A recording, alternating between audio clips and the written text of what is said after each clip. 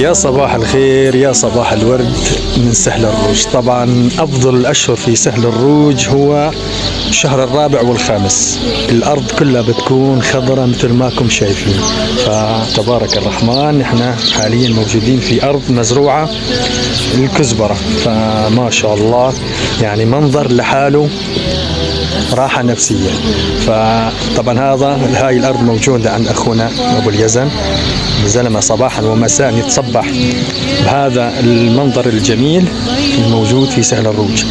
فما شاء الله تبارك الرحمن، يعني فيديو ما بده أي تعليق. فإن شاء الله يا رب تكون سنة خير، سنة فرج على سوريا، خاص بعد ما تحررنا وتحررت سوريا بالكامل من عصابات النظام المجرم بشار الأسد. فمن سهل الروج، السلام عليكم.